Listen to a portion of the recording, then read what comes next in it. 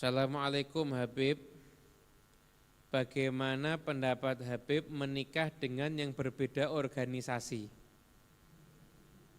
Satu organisasinya alirannya aliran listrik, yang satu alirannya aliran air, misalkan gitu. Pokoknya berbeda aliran. Gini. Ini mungkin akan banyak ditanyakan dan mungkin ini karena ini urusan pernikahan, jadi mungkin urgent untuk segera dijawab. Artinya menikah, orang menikah itu kan berpasangan. Maka dia itu akan tinggal bersama. Dia akan tinggal bersama, dia akan hidup bersama. Dia akan tinggal bersama, dia akan hidup bersama. Kemudian dia juga akan mendidik anak juga bersama. Di sini disebut nama organisasinya, cuma nggak akan saya sebut, tak boleh menyebut nama organisasi di sini. Nah, sekarang kalau misalkan kita ini mau menikah, ini ada pembahasan kalau mau menikah dan kalau sudah terlanjur menikah. Kalau mau menikah, maka sebelum melaksanakan ke jenjang pernikahan, maka sepakati dulu. Sepakati dulu. Gimana nanti hidupnya kita, caranya apa? Kemudian bagi yang laki ya, kamu mau enggak hidup pakai caraku? Jadi jangan awalnya enggak apa-apa, kita beda aliran, tapi nanti setelah nikah jadinya geger, itu enggak bagus. Apa-apa dibicarakan di depan. Ini kalau belum menikah ya, kalau belum menikah. Kamu mau enggak hidup pakai caraku? Kamu mau enggak hidup pakai caraku? Kamu enggak hidup pakai caraku seperti ini dan sebagainya, pakai cara seperti ini. Oh ya mau ini itu, bisa enggak? Bisa. Oh sudah, bismillah. Oh saya enggak bisa. Kenapa? Misalkan ya, perempuan, ya kamu yang laki, kamu kan suka ziarah kubur. Itu bagi saya syirik. Itu kamu sama aja minta ke kuburan, bagi saya kamu syirik. Tidak bisa saya tinggal sama orang syirik. Jangan nikah. Jangan nikah. Bah, nanti akhirnya syirik-syirikan di rumah.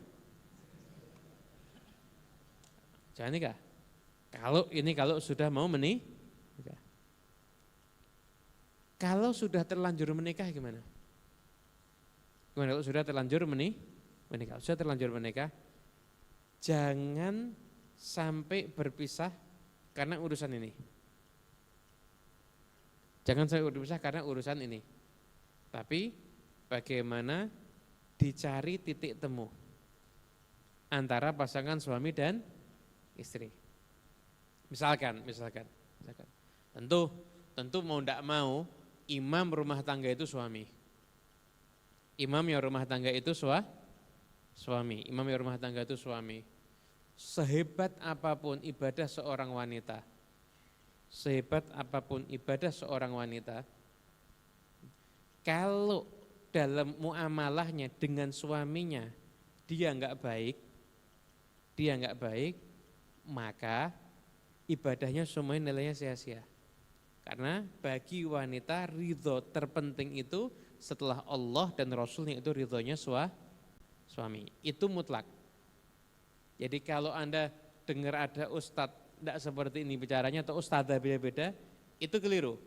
Karena bagi wanita itu masuk surganya itu kalau dapat ridho suaminya. Dengan catatan suaminya normal-normal saja.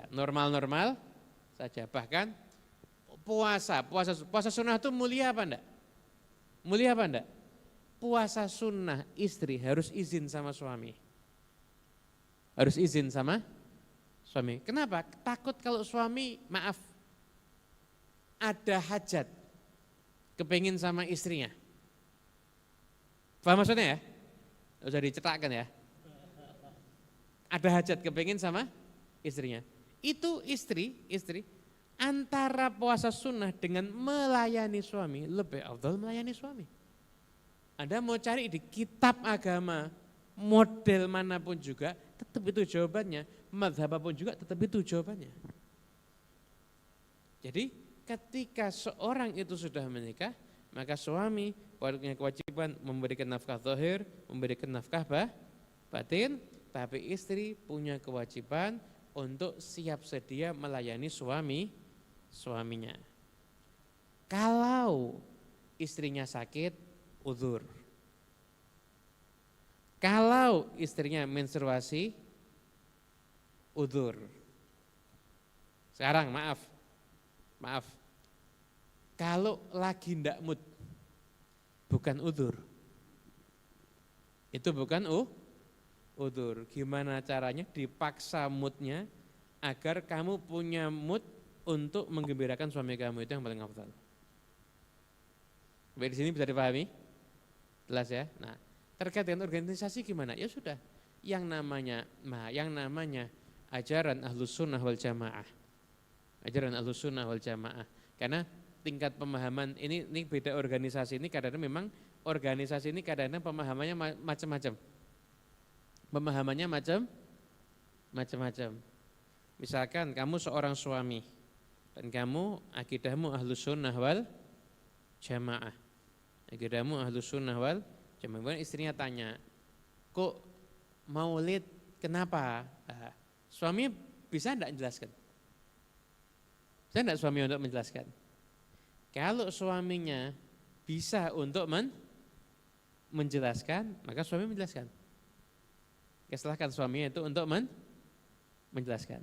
Tapi kalau suami tidak bisa menjelaskan, silahkan suaminya, ayo saya ajak kepada orang yang ngerti, yang bisa untuk menjelaskan.